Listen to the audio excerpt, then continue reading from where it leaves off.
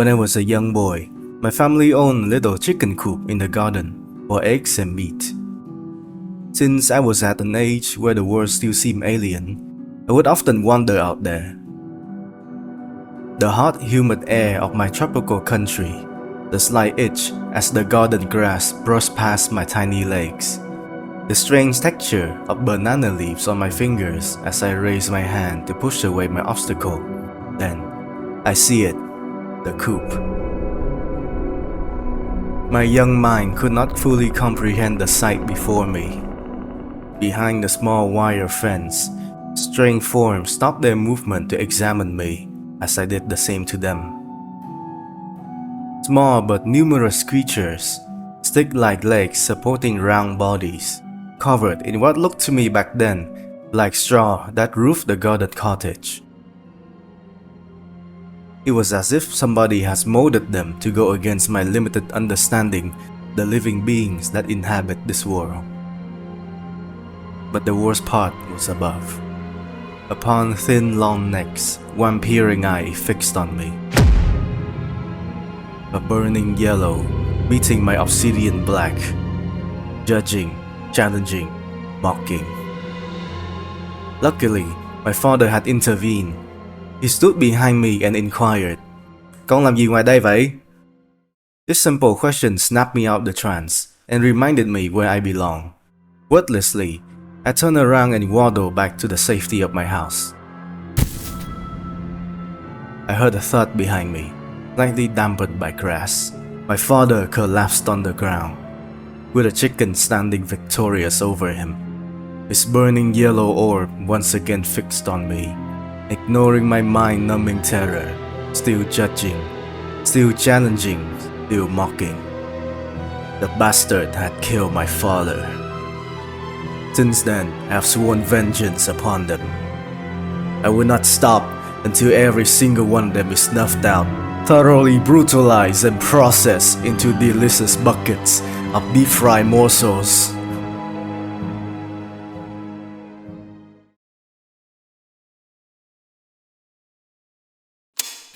I've been thinking about this memory a lot, especially recently. Probably because I just made it up recently, but now you know my loathing for those feathery bastards who had slain my father. Who got better, by the way, so don't worry. Unfortunately, due to the fact that we live in a society, I cannot go out and strangle every chicken on the street. But I can channel this hatred through a medium: video games! Yep, we're finally getting to the main point of the video. Welcome to the second entry of the Mimic Show. Today we're mimicking those deep dive video essays on obscure video games. Growing up in Vietnam, a lot of kids my age don't have their own personal computer yet, so we had to rely on public PCs for our gaming. In this time, a lot of games became legendary between us Vietnamese kids, simply due to the fact that they were consistently installed on these computers. There are games like Bloody Roar 2 or Beast Arena, Đấu trường võ thú as we call it in Vietnamese, Feeding Frenzy 2 or Big Fish Eat Small Fish, Cá lớn ăn cá bé as we call it. But today we're diving deep into one of those legendary series. From a small Greek studio interaction comes Chicken Invaders, aka Shoot Chicken, bắn gà. You can probably tell right away that this game series started out as a parody of the ancient Space Invaders, replacing the pixelated aliens with chickens. Also no barriers compared to the old game. You see this pilot? This is a doo-doo diaper baby pilot, so it's a goofy parody series. What makes it so special that warrants a video essay about it? Well, first of all, I was pretty bored waiting for both the next Warframe update and Draw to finish her animatic on the first Mimic Show entry, but also because this thing, as a silly game series, is actually good, better than it has any right to be. Let me show you, all the way from the start. In the first installment, Earth was attacked by an army of strange giant space chickens from another galaxy. They are taking revenge on humanity for oppressing and slaughtering their earthen siblings in the billions in our efficient automated factories.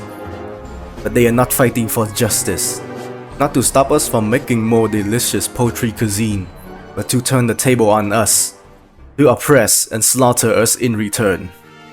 I don't know about you, but I'm not gonna wait around while those marauding chickens tear their way to us. Humanity has overcome numerous calamities, and this invasion will become one of them. We have the technology. Our thousands of years of technological advancement has culminated in these state-of-the-art spaceships, equipped with the deadly ion blasters. Our ancestors walked so we could run. Pharaohs played with magnets, so now we can shoot giant chickens in space with ion weaponry. Buddha bless Michael Faraday. Let the stars bear witness to our defiance. Let's take the fight to those chickens and fry them on the spot. Then we bring home their crispy corpses and celebrate. We choose to shoot the chicken in this decade and do the other things, not because they are easy, but because I aim hard. So let's race to the star, hop on our shiny spaceships, spin up our warp drive, into battle!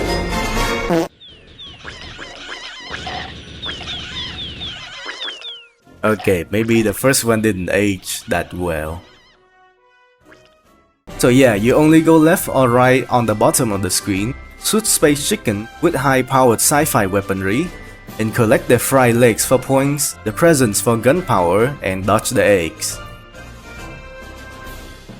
But we're not only bringing ion blasters to this chicken fight, collect enough drumsticks and you'll get a nuke. Bruh. Nuke them into food.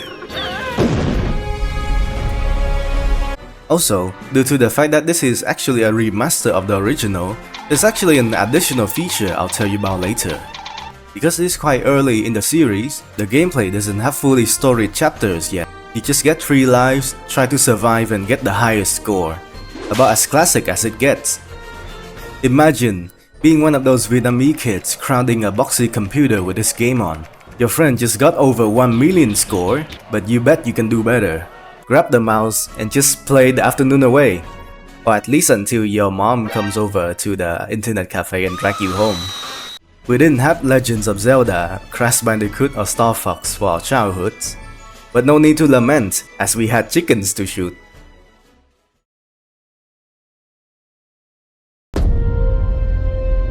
But all is not well, as the invasion we just went through wasn't the main assault.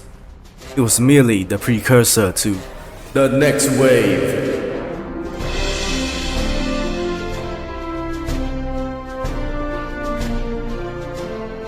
We were just cleaning up the leftover of the last invasion when they came back. This time the chickens are giving it their all, bringing their flagship with them, the Mother Hen ship. The massive force of chickens aim to carry out an insidious plan, take over the entire solar system. And look at this, they're even beautifully choreographing the attacks. A terrifying escalation of technology on the side of the wicked chickens. But don't fret, even with the synchronized swimming in space, we still stand a chance. We have made some advancement in weaponry since the last invasion. The Ion Blaster is now upgraded, now dealing more damage and spreading in a wider cone.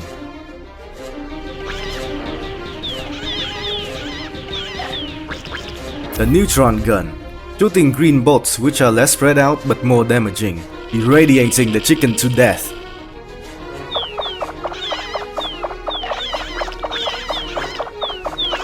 And finally, the Laser Cannon, the most single target weapon.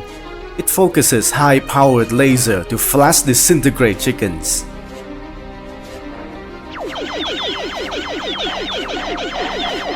But those are not the biggest advancements we've made.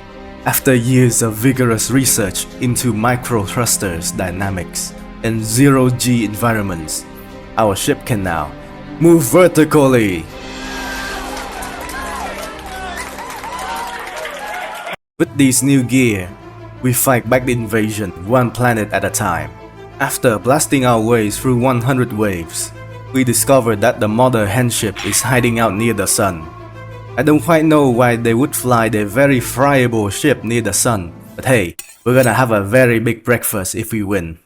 We prepare our fully upgraded weapons, sync our velocity with the chicken flagship, and prepare for a historic battle. But we come to a horrible sudden realization. The fight is actually hard. The giant egg cracked more and more throughout the fight, until we see that the core is actually metal. There's no after-battle omelette. Despite the constant horrible news, we shatter the flagship and defeat the invasion. The future of chicken burgers is safe once more. We look upon the site of a grateful solar system and place our order at the Space Burger. So yeah, in terms of sequel, this one is a solid upgrade to every system, and the addition of chaptered waves also helped immensely by letting us actually have the victory the first game had lore-wise, but lacked gameplay-wise. I had fond memories of watching my brother play this game because my baby hands couldn't carry me through more than 3 waves.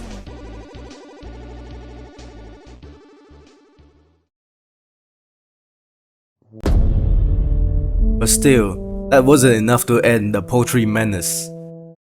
After a long day of cleaning up the remaining eggs from the last invasion, we visit the recently renovated Space Burger and order our food. Suddenly, a small glint was spotted through the aura of the sun. On investigation, we happen upon a horrifying discovery. After all these years, in secret, the chickens have been building their ultimate weapon, the Yolk Star, behind our sun. Why didn't we think to check? Son, why didn't you tell us? After seeing us easily defeat the guards, the egg respawned by charging up its death beam. Despite raising our very advanced shielding system, a big frying pan, the super weapon was still very effective. It somehow ripped open a massive wormhole behind us and pushed us into it. We have been effectively banished to the other side of the Milky Way, stuck here while the Yolk Star continued to be fabricated by those damn chickens, free to commit the cosmic assassination. We have to get back right away before our lovely Earth has to face Revenge of the Yolk.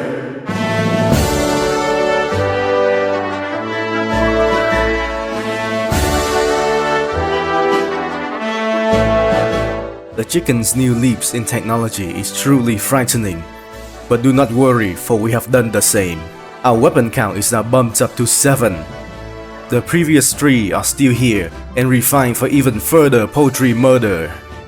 Notably, the neutron gun is now more concentrated and well-formed, appearing as arcs of DNA-shattering radiation rather than squiggly lines. The new gun that was prominently featured in the prologue when we fought the guards is the Lightning Fryer, a weapon that harnesses the flesh-searing, vision-blinding, and fear-instilling power of the storm to fry chickens. Tesla will surely be proud of this very wise and practical use of electricity.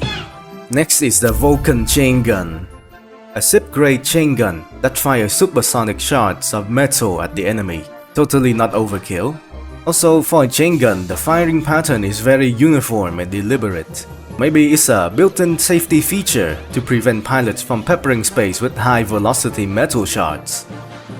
Since there's no air resistance in space, those shards will probably never slow down. Why did you do this to me? And next, finally, a purple weapon is the Plasma Rifle. Harnessing the same type of glowing hot matter that makes up our sun, plasma concentrated into a tight purple beam and projected directly into the bum of a chicken. I've heard that there's another secret weapon we haven't found, as it was stolen by the chickens, so we'll have to be deep in their territory to recover it. Unfortunately, due to how high-powered our weapons have become, we now have to worry about overheating, which will lock us out of chicken slaughter for a few seconds. We must watch our fire to avoid this at all costs. 1 second without chicken death is a second of betrayal against Earth. With this arsenal of weapons, we fight our way back to the solar system, racing against time before the Yolk Star could finish its construction. Going up against chickens, egg ships, egg drones, unidentified chicken objects, asteroids, a really warm chicken that we have to strip, asteroids but purple and somehow traveling at light speed, our horrible sense of direction, giant, colorful treasure chests floating in space. We arrive back in our solar system just in time to see that the Yolk star is finished and is opening tonight. Let's go smash it. This fight is actually really hard. The giant egg up top attacks us with 4 separate lasers, blocking movements, while chickens ambush us from below. Here, we finally managed to recover humanity's secret weapons against chicken. The utensil poker, the secret weapon designed specifically for giant space chickens. Apparently very effective. I have many questions about this weapon. Why did I even approve of this insane design and manufacture it into reality? How can the massive forks I'm firing even fit into my ship, let alone the barrel of my gun? Well, let's ignore the reality-breaking existence of this gun and use it on the Yolk star.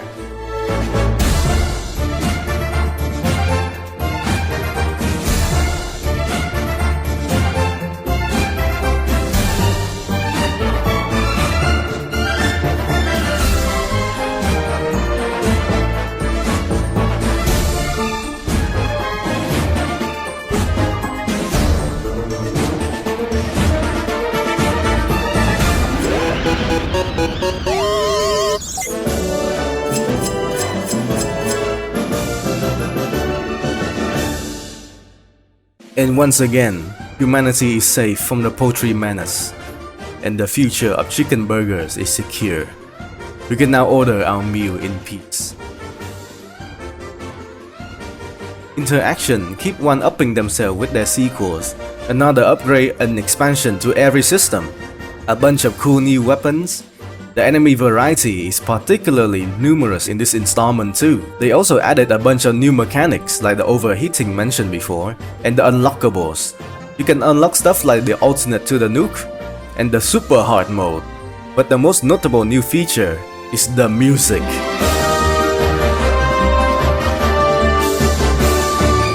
I don't know which god of music from which pantheon the studio hired to score this game, but the songs are certified hood classics. Oh, but I do know. The gods I asked about are called 2DB Music Production, founded by 2 guys, Doug Boys and Dave Boardman. 2DBs! Despite this being a parody game about shooting chicken in space, the music isn't silly or memey. They are sweeping, swelling orchestral soundtracks that invoke a sense of determination, justice, and pure chicken slaughter. Maybe I'm exaggerating a bit, but just take a listen and tell me if you believe this music is from a series called Chicken Invaders.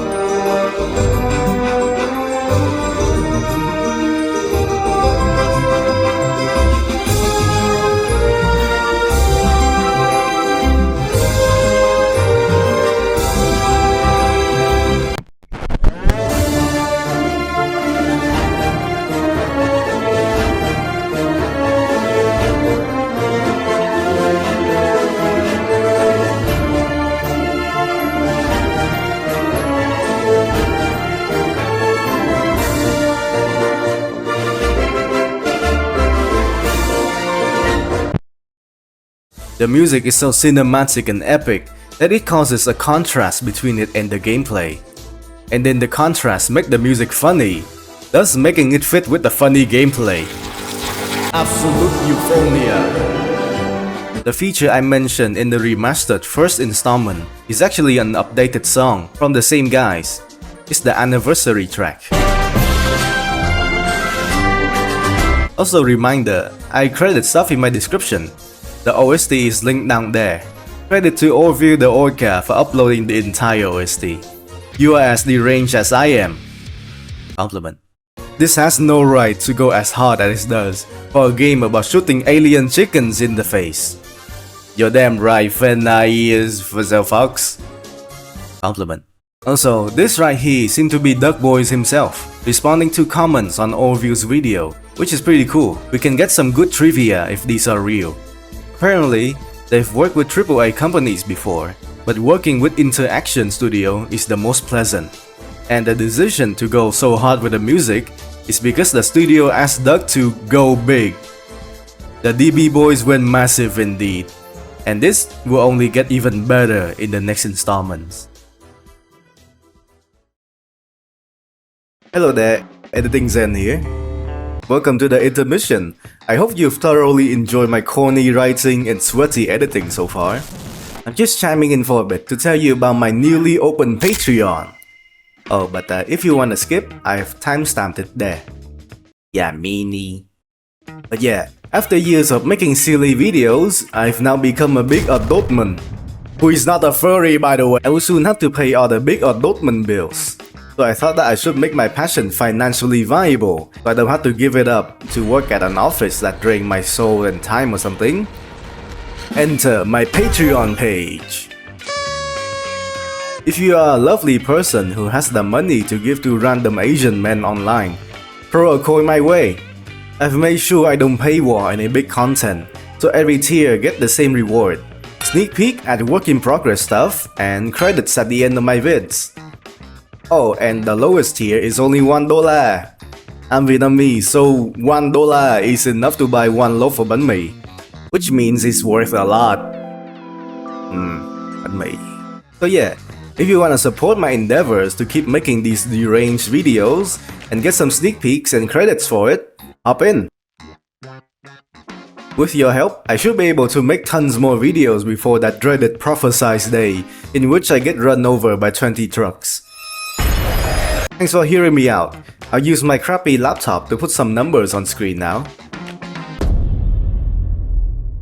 We were just listing out our massive order of double chicken burger with extra cheese and pickles, a family-sized bucket of chicken wings, a chicken salad with the mayo and the salad, when a portal suddenly opened up, and out comes the familiar Millennium Hatchling, piloted by the famous Han Solo. He says that we need to follow him through the portal, as the future of Earth depends on it. But our mother has taught us to never follow strangers through intergalactic portals, so we won't. The future of chicken burgers is also at stake. What? Now in a galaxy far, far away, we stumble on a testing site for the chicken's latest planet-sized superstructure of mass destruction. The Vitellum Molecular Proposer, aka the Egg Cannon.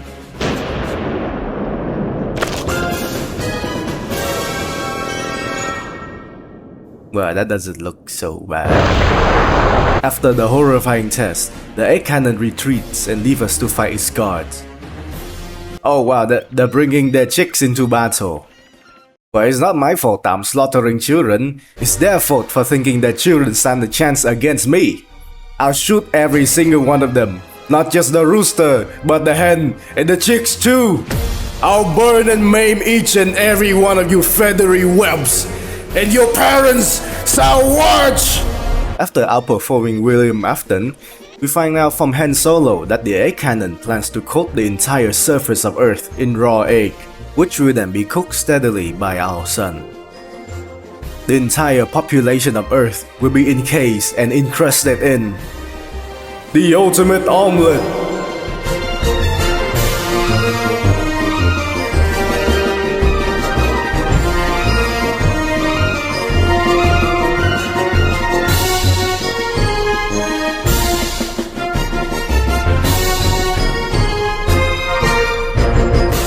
This time, despite the sudden call of duty, we came prepared with the latest advances in chicken obliterating technologies.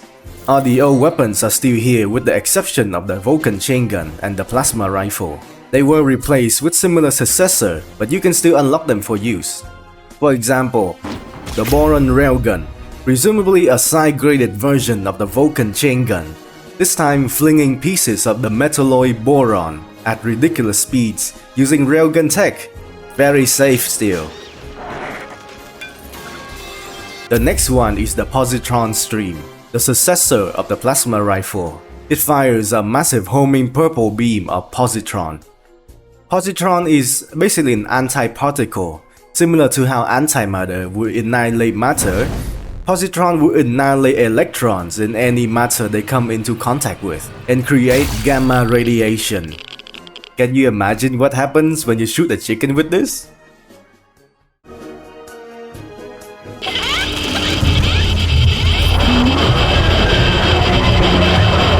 friendship ended with a neutron gun. Now the Positron stream is my new radiation-based war crime weapon. And now for something completely new. The Photon Swarm, a gun that fires a barrage of photon bolts. If I'm not wrong, photons are basically just particles of light. So I have no idea how the weapon design team managed to focus very intense light into these relatively slow squiggly bolts. But hey, it's very effective and fun to look at. Stand under the sperm light and be judged! Aside from the new ship weapons, we also got a new weapon type entirely, satellites. Acquired from literal space vaults, they are limited-use gigantic ship-sized weapons that float alongside us to deliver extra fire. This weapon type includes the microgun, an ironically named minigun, the barbecuer, a short-range flamethrower that has the power to incinerate any enemies or projectiles it hit, the bird flu gun, a chemical weapon launching toxic projectile that can splash to multiple enemies. The Geneva Convention doesn't apply to Space Chicken. We can do whatever we want. And the most normal, practical one, intercontinental ballistic missiles. Since humanity made a bunch in the Cold War and didn't even use it, might as well use it on the chickens now. Old war tech goes in, big food comes out. Recycling. With our newly updated weapons, we fly with Han Solo to intercept the egg cannon, who is now on the war path to Earth, fighting through various threats and a space crab. According to Han, no matter how many times you defeat the crab, it always comes back. The perfect marriage of cossinization and mechanization, the nexus of two evolutionary zenith points. Behold, incarnation of glorious evolution!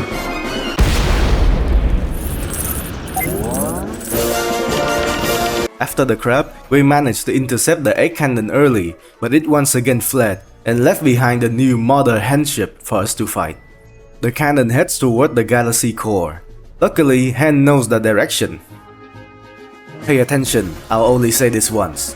Fly spinward until you come to the Yolk on 7th feather field. Cut straight through the field. Be careful, those feathers are dangerous. On exiting the field, veer toward the glow of the galactic core. Are you with me? Go past the Space Burger outlet at the edge of the biggest Majoris. They got the best spicy chicken sauce this side of the galaxy, but I digress. Do not stop there, there's no time to waste. Continue until you come to the triplet sun of Electorophobus. Make a hard left once you reach the Space Crab Nebula. You can't miss it, it's pretty similar to your own. Okay so far?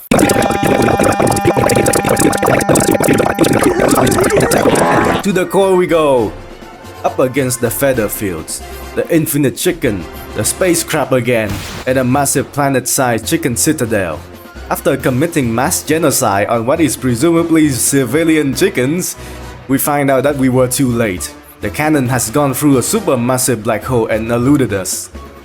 So, with apprehension, we start a wormhole hopping campaign to intercept it on time. The black hole seemed to have transported us to another time and space entirely. Now we have to fight actual retro invaders.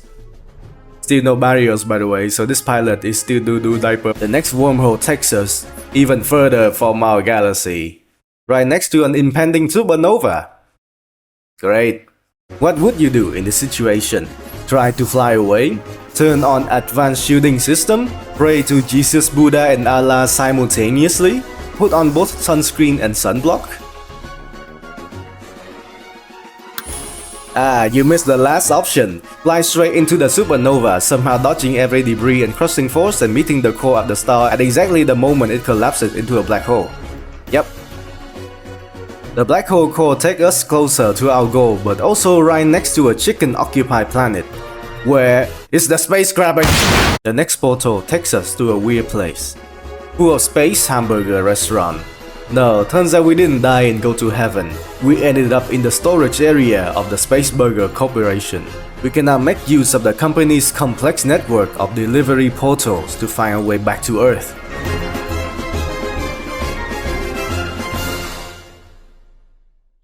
The portal takes us back to the Milky Way, and we fight our way back to Earth just in time to stop the egging. Time for the showdown. Even when zoomed out, the egg cannon covers one side of the screen, sending barrage after barrage of poultry death at us.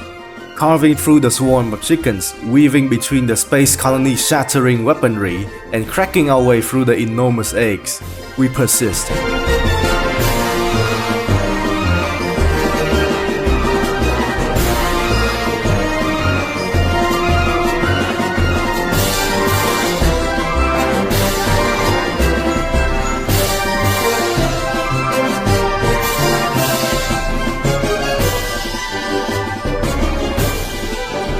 With Gray's paint jobs and red hot gun barrels, we defeat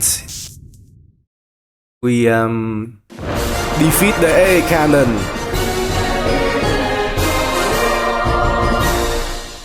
But there's no time to celebrate. We got another important task to do. This cannot wait. We must place our order of double chicken burger with extra cheese and pickles, a family-sized bucket of chicken. I think this installment is easily the strongest in the series. It feels like the franchise's first step into modernity. The graphics now look so sleek and stylized too, so it aged pretty well. The various added game mechanics, like the rotating ship direction and zooming cameras, also allow the stages to be a lot more dynamic and unpredictable. There are also more added mechanics that sort of remedy the exploit of the past games. Similar to how last game's hit gauge prevent you from spamming the shoot button always, the new missile-resistant enemies will now make you think before launching those nukes. I especially like the addition of the multiple barrier types. This adds in destructible obstacle to be among the enemy's formations. It simultaneously allows for more wacky waves of enemies like this slot machine, and also nerf the homing weapons a little, since they now have undesired targets that you have to either pull them away from or pick another weapon. Also, the unlockables are greatly expanded. You can now even unlock Han Solo's ship. Now, let's talk about the music. You probably have already picked up on the fact that this game's music is also banger. This game's OST continued to kick ass, but this time with the bonus of less crusty compression. Let's have a listen to some of it.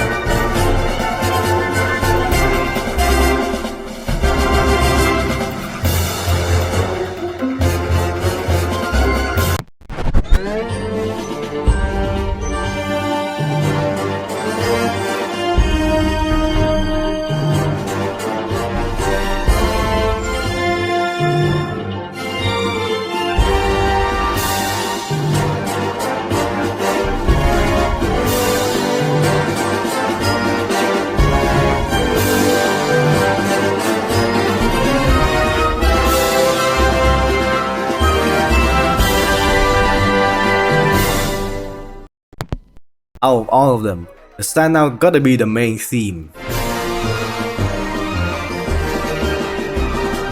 This feels embarrassing to admit, but the first time I actually listened to the OST a few years back, this track actually made me tear up.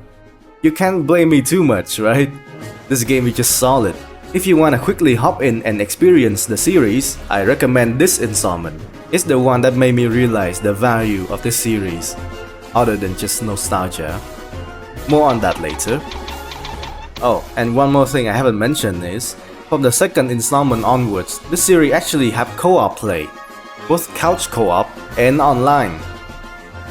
You will see this in action very soon.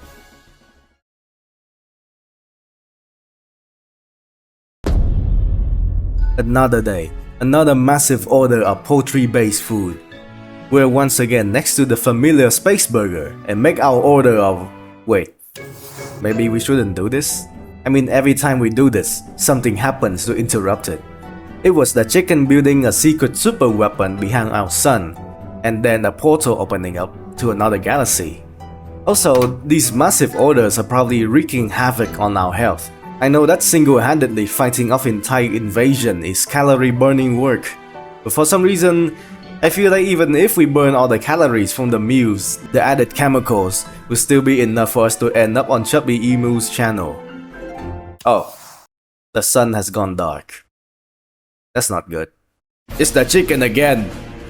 This time they've built a massive planet-sized ship, TK-01 Enterprise.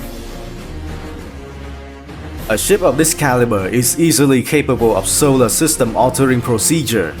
This is made evident by the fact that the ship is blocking our sun's brilliant light by scattering giant feathers everywhere. That's a lazy way to do solar system-wide sabotage, but it worked.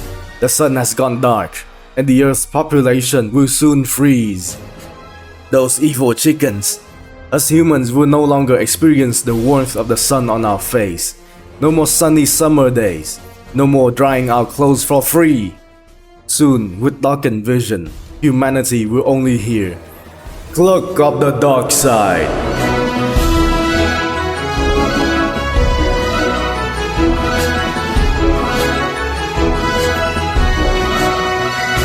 Everyone on Earth, please turn on your thermostat. We will find a way to solve this. Now, please enjoy some amateur voice acting from me and my bestie. Where's the space janitor when you need one? This task is beyond even 1,000 janitors. No, we have to seek our wisdom beyond our comprehension. Guidance from another universe. We have to go ask Madame. Madame, the Galactic Oracle? Are you sure? Last time, she couldn't even guess my weight correctly. What if I just sneeze really hard instead? Be serious. Madame, it's only... Off you go. Rumble crumble. Upon meeting the madam, she consults the crystal ball and guides us on the path to bring back sunlight. Ah yes, everything is clear now. Humanity's greatest fan is your only hope of salvation. Fans are great. Humanity's greatest fan is an arcane device of unlimited power constructed by an alien race long extinct. This arcane relic is split up into 3 parts we have to gather and assemble, kinda like Exodia. Here, take this map to guide you. $20. Hurry, there isn't much time. Now it's time for our arsenal update. The Vulcan chain gun line got another member. It's the Hyper Gun. It's from the same manufacturer as the Boron Railgun, so it functions similarly, but the added ability to rotate its firing pattern to alternate between single target and group focus. Very versatile. Also, instead of flinging metal swords everywhere in space like its predecessors, this weapon is purely energy based, so any stray bullets should only cause minimal damage. The next shiny new weapon is the Riddler. It's a weird looking but heat efficient weapon with no relation to the Batman villain, of course. It fires magnetized metal shrapnels accelerated to near light speed. Okay. Riddle me this. What would happen if I riddle space with thousands of near light speed metal shards?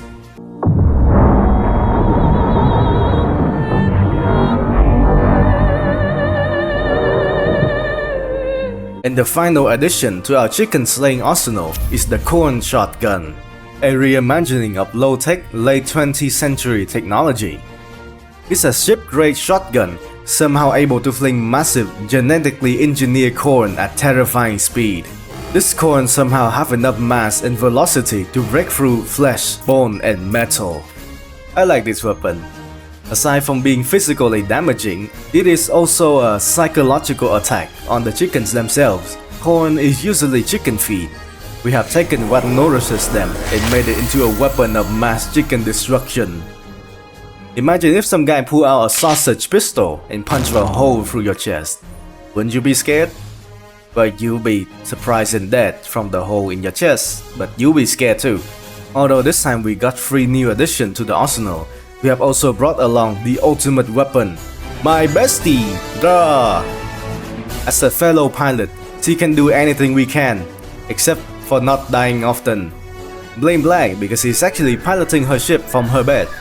We will now embark on our journey with our constantly dying comrade. The first relic is the Blade of Revolution, located on Epsilon Thalassus. This is a submerged, planet-bound mission. Aside from the diving chickens, we now also have to worry about the environment, namely the ocean floor and oddly jellyfishes. We dive deeper and deeper, wading through chickens. Our comrade Draw unfortunately exploded. Having dived deep enough, we find out the reason why the jellyfishes have been really aggressive. The chickens have mind-controlled the leader Jelly, who is now piloted by a chick. We sadly have to put it down and grab our relic. The Blade of... Oh, I think my grandpa had this in his house. The second relic is the Source of Power, located on Gamma Chthon, a planet scorched to hell by its sun. But worry not, we have thought of ingenious ways to weather the heat. We plunge into the planet's cavernous cave systems. Despite the desolate surface, the underground is quite rich with danger. The chickens have once again anticipated our arrival and flooded the crystalline caverns with troops. They must have really good informants. No matter, we brave the narrow passages and blast through any opposition. This also includes crystal formation that likely took millions of years to form. Our comrade Draw unfortunately exploded multiple times by crashing. The tight passages result in a large dead end, and out comes the Heart of Darkness, a big red gummy heart. The strange being makes use of his seemingly telekinetic abilities to dredge up crystal after crystal to attack us. But we were able to blow up the heart and acquire the relic, the Source of Power. Our comrade Draw somehow managed to die in the victory cutscene. Now there's only one relic left, the Thingamajig of Vagueness, located on Eta Astropelacate, a frozen wasteland. On our way there, we were intercepted by the Enterprise itself, likely anticipating an easy win. Although our comrade Draw had run out of life and is now playing Feeding Frenzy in heaven, we were able to damage the Enterprise enough to make it retreat. We arrive at the frozen waste, right in the middle of a powerful blizzard, powerful enough to generate lightning. On our flight to the top of a hill, the gale winds blow the ambushing chickens and various ice boulders right into our line of fire. At the top, we encounter the guardian of the last relic, the ice golem. It had mimicked the life form which arrived here before us, the chickens. The entity seemed to embody the cold and spiteful planet itself, as it commands lightning and frozen chickens to strike us. We shatter the golem piece by piece and acquire the final relic, the Thingamajig of Vagueness. We could have bought that on Shopee.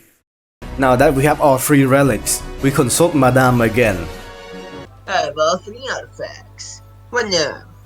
$20. Hang on, let me consult my crystal ball. What to do next? With a magical artifact. Enter. Ah, yes. We must now return to Earth's surface and assemble the relic. And it's the crab. After cooking the bothersome crab, we attempt atmospheric entry. With guns blazing, holes burning hot, and engine actually working with gravity for once, we go through the most violent homecoming in history. Upon seeing the ground, we also happen upon the chickens' base of operation on Earth. They mobilize their troops, fire their corn missiles to fend us off. Our comrade Draw explodes. However, the militarized chicken coop was no match for our massive arsenal of war crimes. Now, we assemble the relic. Humanity's greatest fan.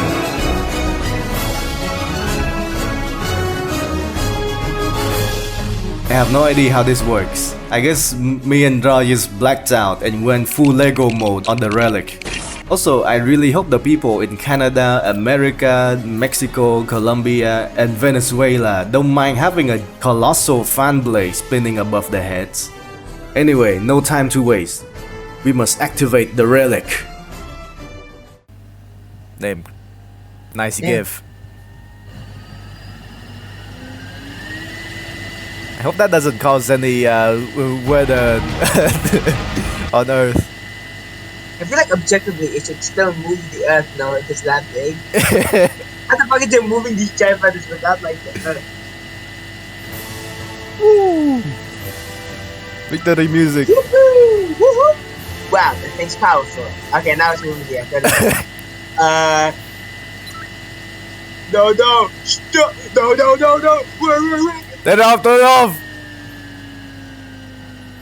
Okay, Earth is gonna be a bit colder now. Global warming averted! Witnessing our triumph, the sore loser, the Enterprise, returns, demanding a rematch in our solar system. So, we answer it. At this point, our comrade Dra had somehow gained infinite lives. Utilizing her newfound immortality, she exploded a few dozen times with no consequences.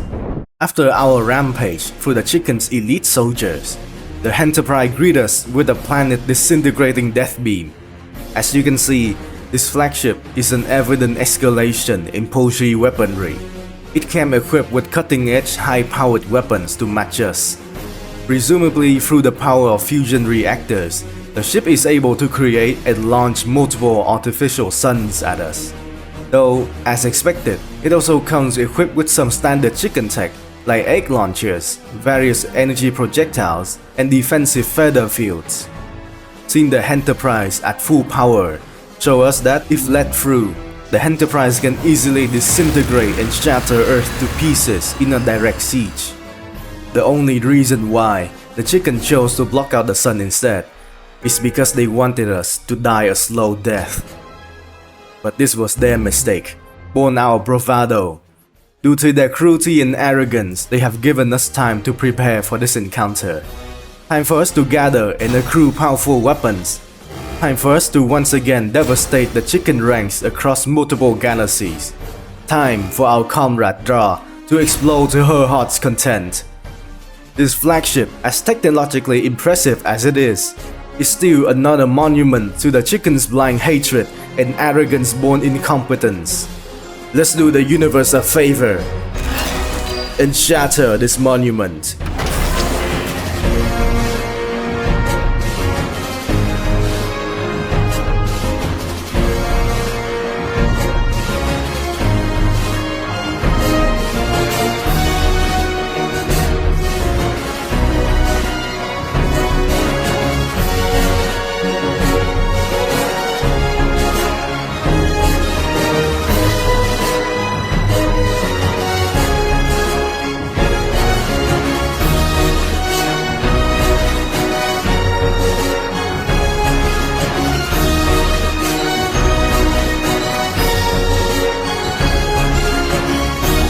With two missiles, we deliver the final blow to a flagship, and watch as it causes a chain reaction through the giant structure.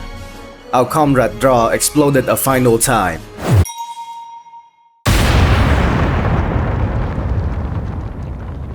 Epically awesome!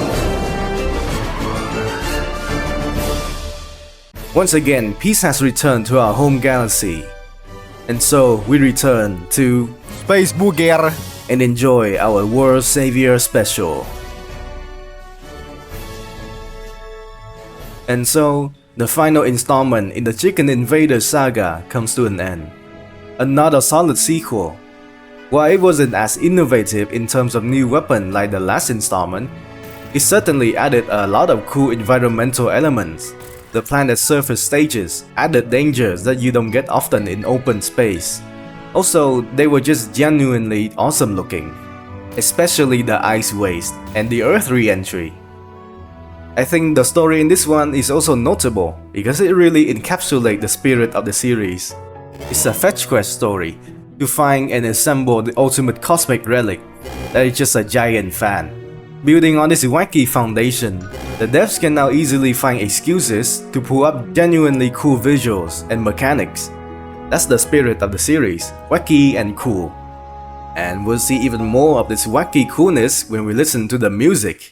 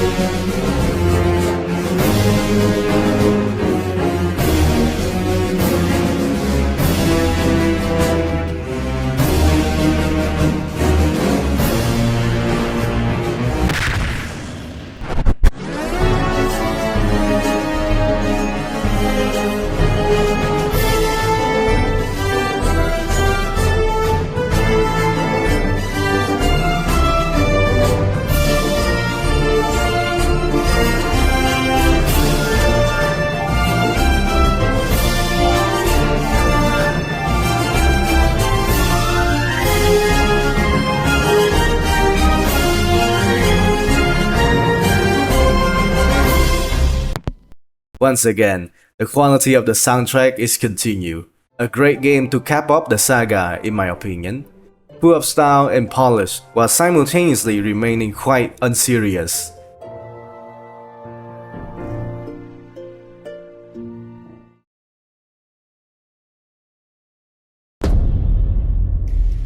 When I said the final installment in the Chicken Invaders saga, I meant in terms of story, not games. Thanks to our effort in the previous installments, the Empire seemingly no longer plan massive attacks on humanity anymore.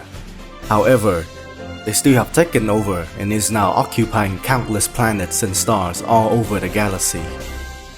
Now it's up to us to go on the offensive and liberate this system from the grubby talons of the damn chickens. We are all now a new recruit of the UHF, United Hero Force. Humanity's greatest force against the poultry menace, and probably also the biggest providers and consumers of fried chicken. If the chickens can be repeatedly wiped out by a single hero and still have the hatred and bravado to come back and terrorize us, then let's see them deal with thousands. So recruit, time to go to war. Hop in your own spaceship, fly off on your own skirmishes, and order your own burger. Open wide before you is Chicken Invaders Universe!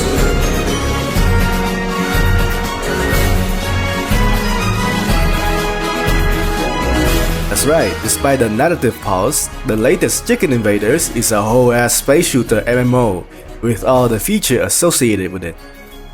Game accounts, forums, friend lists, multiplayer, really in-depth ship customization, UI coloring, player tournaments, player guilds, ship loadouts, equipment shop, gigantic freaking map full of semi-randomly generated missions, cool updated weapons, cool new enemies, cool new bosses, and lastly, intrusive monetization. Yeah, I don't like this part of the MMO package. The pay stuff is pretty intrusive. It can be excused a little by the fact that Interaction isn't a massive money-back company like Bungie or Activision Blizzard. But still, Interaction, if you're watching this, let me give you a good example. Warframe, again, yes. The game with the best monetization I know of is among the most profitable and long-lasting games on Steam. It's 12 freaking years old. This proves that you're not only able to make money with a non-intrusive monetization system, but potentially more than most live service games out there. The strategy is not to ask the player to spend directly to gain an edge over their peers. It's to be so competent and fun that they want to spend money on cosmetics to support you long term. But hey, that's just my humble suggestion. And to be completely fair with my comparison, Warframe was also pretty pay to win when it had a small player base. Gotta keep the lights on somehow. My other suggestion is, if it ever happens, make the next mainline entry a 3D spaceship game like Everspace 2. But of course, this game is still far from a cash grab, as there are genuinely bucket loads of love and effort put into this game. This is already pretty evident with all the new system implemented into the game, and the constant listening to players' feedback on the forum. Look, they even give the credit to whoever had the idea and give them a little medal.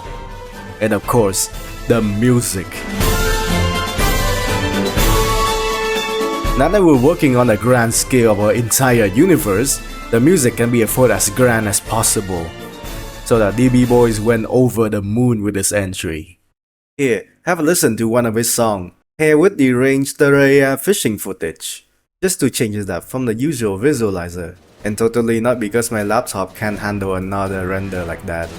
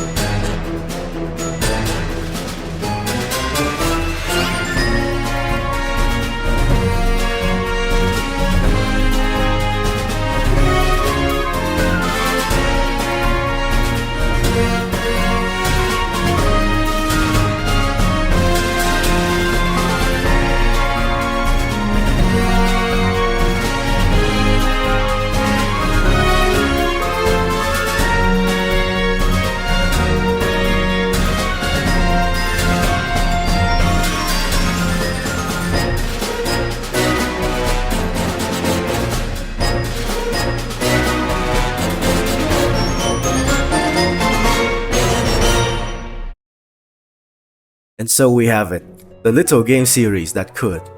A parody game of Space Invaders that grew into a saga of epic chicken slaughtering space opera. A series made by a bunch of guys from Greece that somehow managed to carve itself a little home in the heart of a Vietnamese boy, me, over a decade ago. I still remember the fond but hazy memories of me, a toddler, watching my brother survive waves after waves of pixelated chickens on a standard office PC, back when the living room of the old house was still an office. Later, as a chubby little kid, I would download and fail to finish Chicken Invaders 2 and 3 on my own, on that old Windows 7 PC. The same one I would later destroy with viruses because I keep trying to download Minecraft for free. Now, as an adult man in his 20s, I still occasionally revisit these games, whether it's because I need to occupy my busy brain, to have the screams of space chickens be the background of my video ideas brainstorming, or even when my heart is broken so utterly that I need something from the past to plant my feet down on the ground. These games always provide both the fun and the comfort. But I've come to realize something about this silly little game series recently. After spending way more time than I should thinking about games where you shoot giant chickens in space, I realized that, past the warm nostalgia, this game did have a real tangible creative impact on me. The ways these games commit so hard to be genuinely cool and fun, despite having such a ridiculous premise, had inspired me to do the same, without me even knowing it. Picking wacky silly jokes and then committing way too hard on them to finally create a product that's better than it has any rights to be. That's actually 90% of my whole goal and philosophy for my channel. Man, I just recently spent 11 months making an almost 2-hour video There's a goddamn tier list of wolf women from various media that I can potentially beat in a fist fight. Now that's supreme unseriousness. Similar to how a great children's story might inspire the writing style of an aspiring author, or how a great piece of cinematography might form the foundation of a filmmaker's style. This obscure video game title has somehow fundamentally but subconsciously helped define my style as a fledgling creator. It sounds insane, but Chicken Invaders now somehow stand alongside media such as JoJo's Bizarre Adventure, Baldur's Gate 3, and Warframe as media that impacted me greatly and now serves as my main source of creative inspiration. I find that deeply hilarious, but also kinda heartwarming. It's heartwarming to know that an earnest little known work can still have the potential to impart long-lasting inspiration on someone. And knowing that makes me want to create. Please feel free to roll your eyes at this, but I can say with all my heart, soul and mind, due to the impact it left on me and my work, I can say that the Chicken Invader series is art.